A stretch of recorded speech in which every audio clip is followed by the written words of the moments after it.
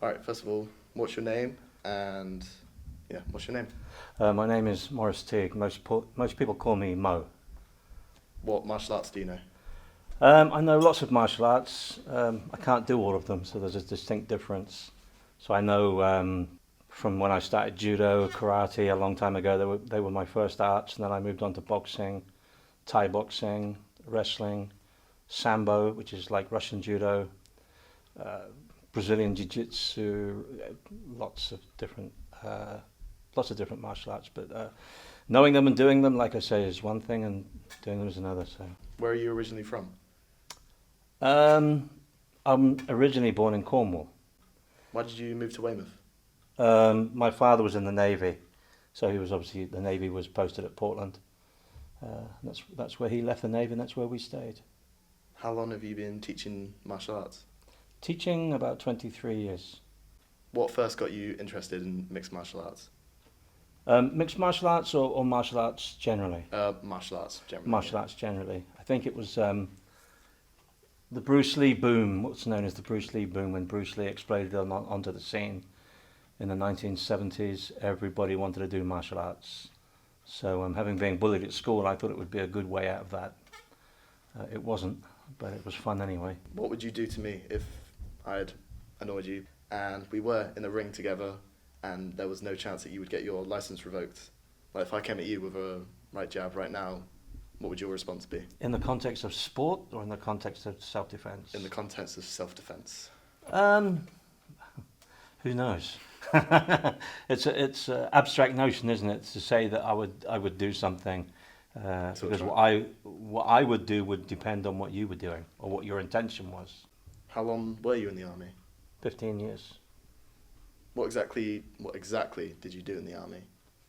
I was an infantry soldier. I was a guardsman, so that meant Buckingham Palace. I'm sure you've seen it with the bearskins and the red tunics at Buckingham Palace.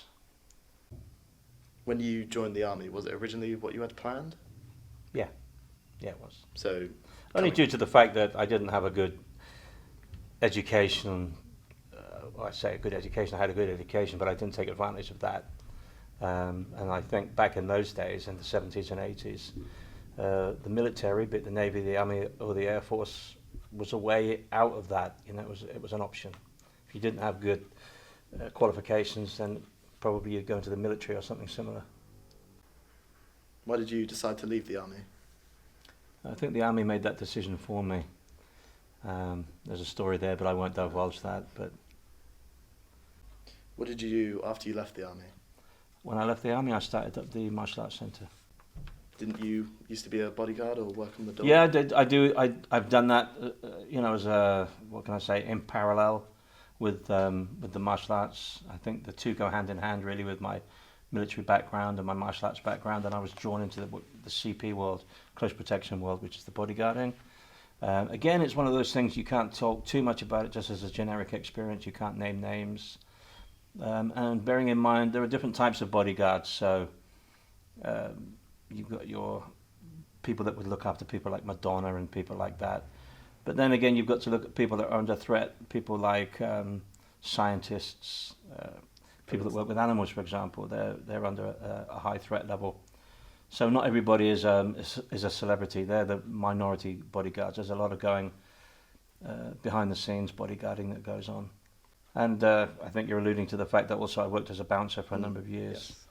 Yes. Again, that was just an opportunity that came along, utilising my military and martial arts background, stood me in good stead, worked the doors for about 10 years.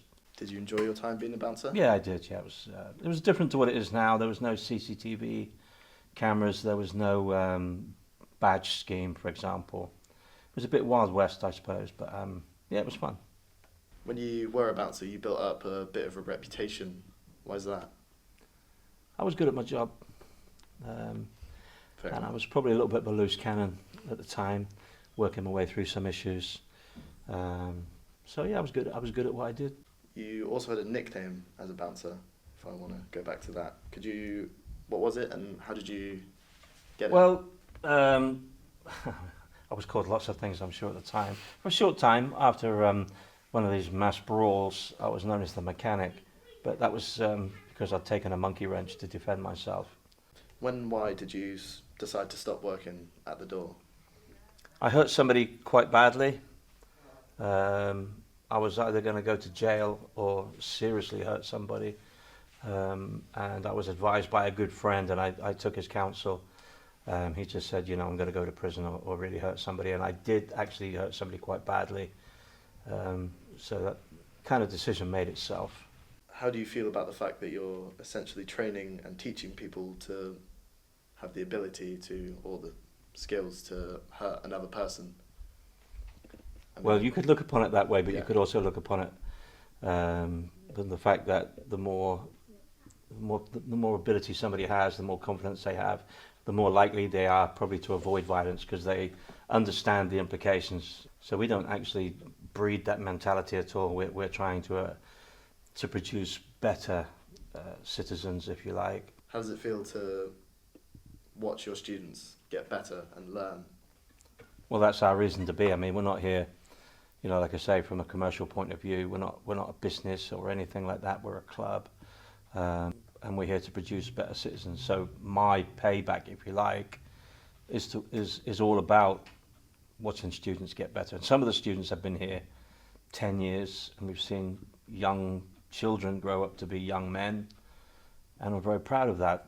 And even to be a small part of that, I'm not saying it's all down to the martial arts, but a small part of it is, and we're very proud of it. And I think that is the whole essence of martial arts. Could you give us any advice in life? I would say the two most important dates in your life are the day you're born and the day you find out the reason why.